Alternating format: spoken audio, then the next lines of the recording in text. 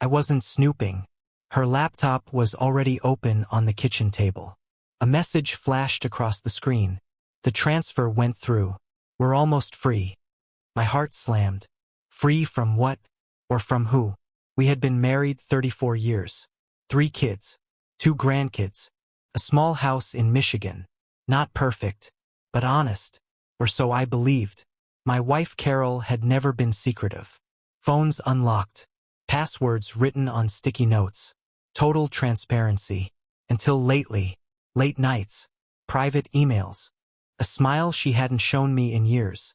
I told myself it was harmless. I was wrong. I sat down slowly and read the thread. Bank transfers. Account numbers. Plans. Words like exit. Final move. After he signs. Me. My stomach twisted. This wasn't flirting. This was strategy. Then I scrolled up and saw the name. My brother. My vision blurred. My own brother. The man I trusted with my kids. The man who stood beside me at my wedding. The man I loaned money to when he was broke. The messages were years old. Not weeks. Not months. 12 years. 12 years of lies. 12 years of stolen money. 12 years of a hidden relationship. And what they were planning next would leave me with nothing. My hands were shaking so badly I had to sit down. 12 years. Not a mistake. Not a phase. A second life. I scrolled through message after message. Plans for hotels. Photos I never should have seen. Jokes about me. About how oblivious I was. About how easy it was to move money without raising suspicion. My chest burned. One message stopped me cold. Once the refinance clears, he won't even know what hit him. Refinance. Our house. I searched the files on the laptop. Hidden folder. Password protected. I tried our anniversary. Didn't work. Tried our daughter's birthday. Didn't work. Then I tried my brother's birthday. It opened. Inside were scanned documents. Loan approvals. Property appraisals. Transfer authorizations. My name everywhere. Signatures forged perfectly. They had refinanced our home for $310,000. Behind my back. Without my knowledge. My vision blurred. This wasn't just betrayal. It was financial execution. I checked our bank account. Transfers over years. Small enough to avoid alerts. But together, nearly $180,000 gone. Our emergency fund. Our vacation savings. Money meant for grandkids' college. Gone. I felt sick.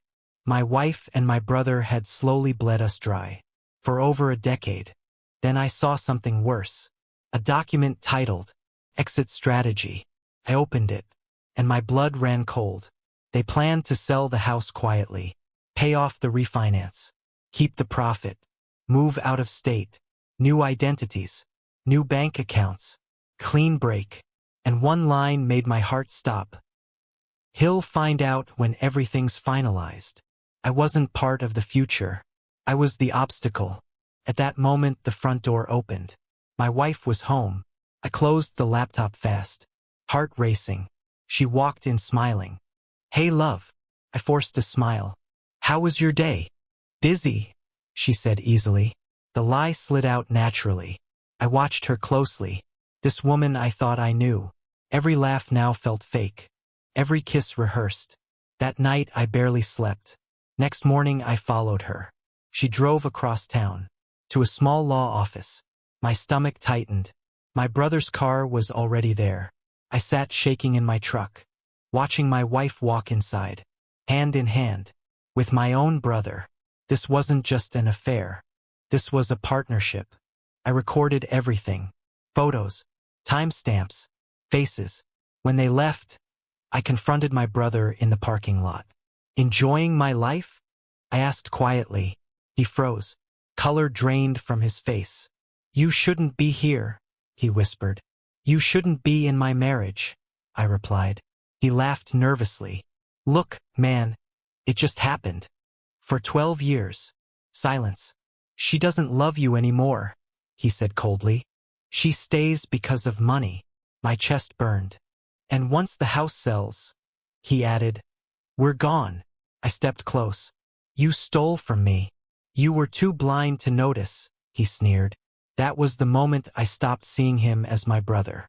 I sat in my truck long after they drove away. My hands were gripping the steering wheel so tight my knuckles were white. 12 years. My wife, my brother, my home, my money, my life, all turned into their long-term project. I didn't go home. I drove straight to a lawyer's office. I didn't even know who to call. I just walked in and said, "My wife and brother are stealing my life." The lawyer listened quietly as I showed him everything. The documents, the bank transfers, the forged signatures, the refinance, the exit plan.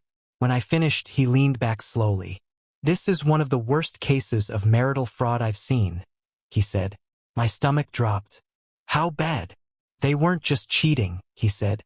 "They were preparing to leave you legally bankrupt." He explained it clearly. Once the house sold, heavy check mark, the refinance would be paid off. Heavy check mark, the remaining money would disappear. Heavy check mark, my wife would file for divorce.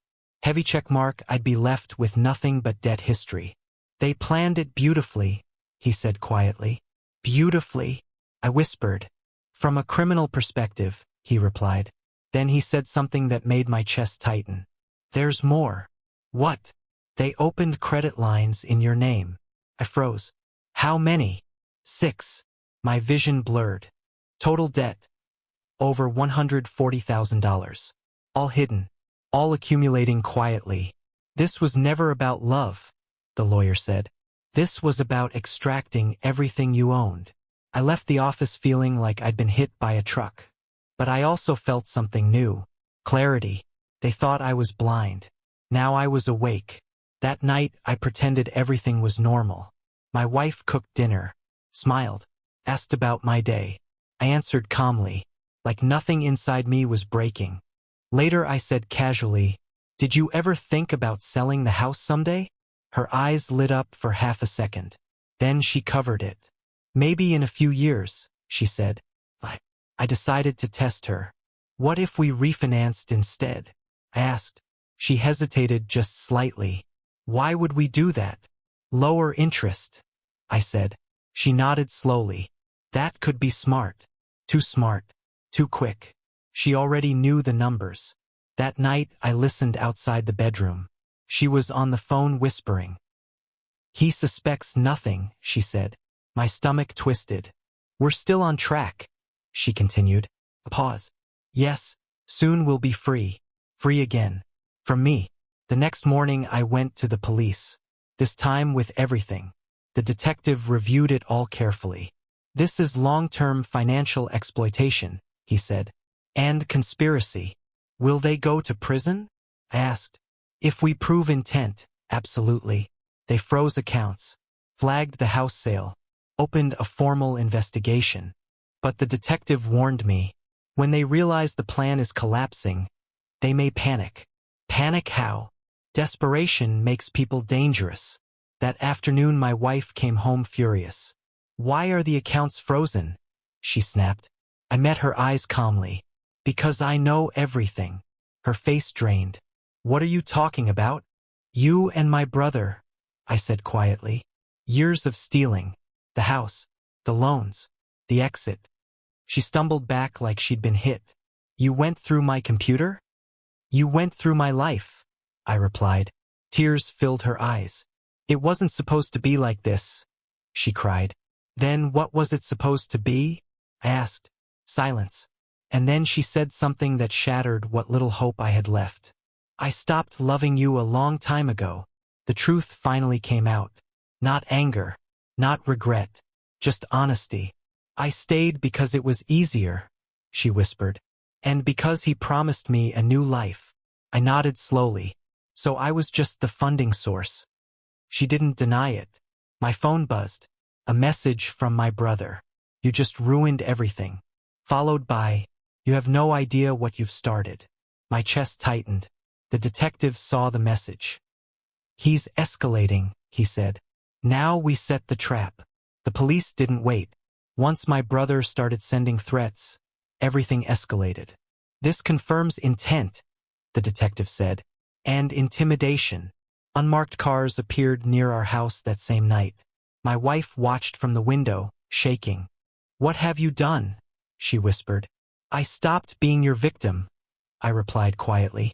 2 days later, the detective called. "They're trying to force the house sale," he said. "How?" "Fake urgency. Private buyer. Cash offer." I laughed bitterly. "They're desperate." "Exactly," he said. "And desperation makes mistakes." The police let the deal move forward. Not real. Controlled. Every email tracked. Every call recorded. The trap was ready. The meeting was scheduled at the law office where I'd seen them before. My wife thought everything was back on track. She dressed carefully.